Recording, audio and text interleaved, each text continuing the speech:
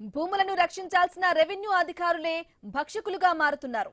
పైకి నాయకులు కబ్జా రాయుళ్ల పేర్లు వినిపిస్తున్నా కొందరు అధికారులు మేము సైతం అంటున్నారు.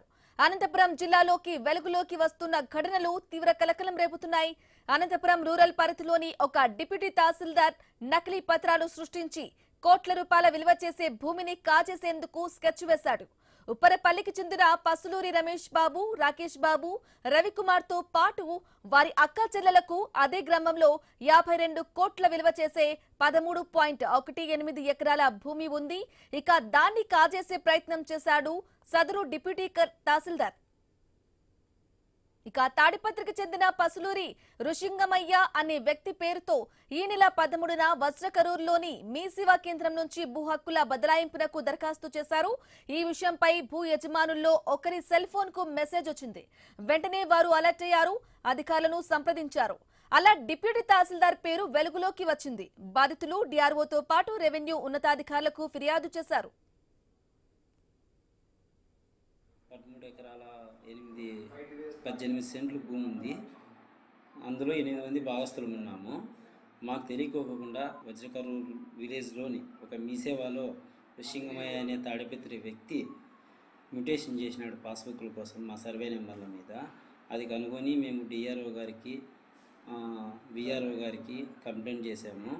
ఋషింగమయ్య అనే వ్యక్తి వేరే మధ్యవర్తితో వాట్సాప్లో మెసేజ్లు పెట్టించి ఫేక్ డాక్యుమెంట్స్ అన్నీ సెండ్ చేయించి ఓటీపీల ద్వారా మ్యూటేషన్ చేశారు. మేము ఎంక్వైరీ చేసుకొని మా ల్యాండ్ని ఎలాగైనా దక్కించుకోవాలనే ఉద్దేశంతో వజ్రకరూరుకు వెళ్ళి మీ సేవలు అడుగుగా మేము అవతల వ్యక్తులు ఏమిస్తే అవి అప్లోడ్ చేశామని చెప్తున్నారు.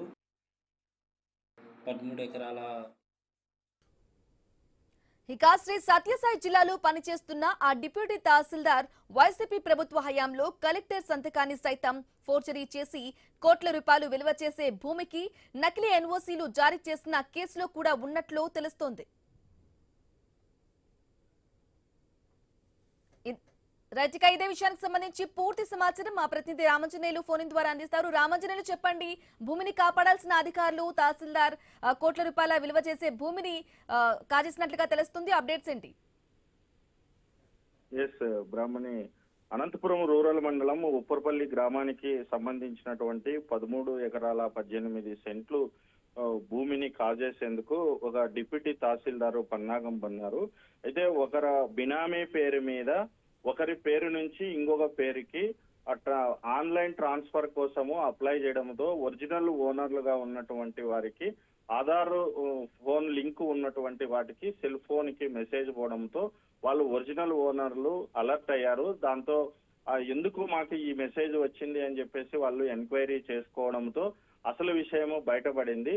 ఈ మెసేజ్ వజ్రకరూరు మండలంలో నుంచి ఒక మీ సేవా కేంద్రం నుంచి వాళ్ళకి మెసేజ్ పంపించినట్లుగా వాళ్ళు గుర్తించారు. దీంతో అక్కడికి పోయి వాళ్ళు ఎంక్వైరీ చేశారు.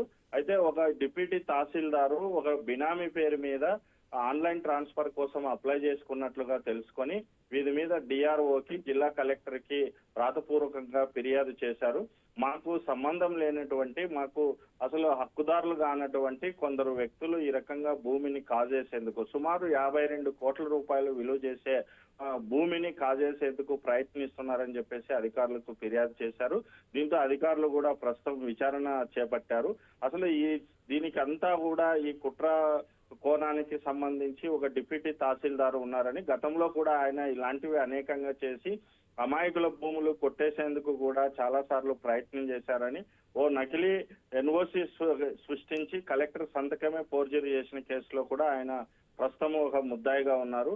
మరి ఇలాంటి వాటికి అక్రమాలకు అన్యాయాలకు అలవాటు పడినటువంటి ఒక రెవెన్యూ అధికారి తాజాగా 52 కోట్ల రూపాయలు విలువ చేసే ఒక భూమిని కాజేసేందుకు కూడా ప్రయత్నం చేయడంతో ఒరిజినల్ ఓనర్లు అలర్ట్ అయ్యి ప్రస్తుతం వాటిపైన విచారణ చేస్తున్నారు. అయితే ఈ అధికారి మీద రెవెన్యూ ఉన్నత స్థాయి అధికారులు ఎలాంటి చర్యలు తీసుకుంటారు అనేది మాత్రం చూడాల్సింది. గతంలో కూడా ఇలాంటివి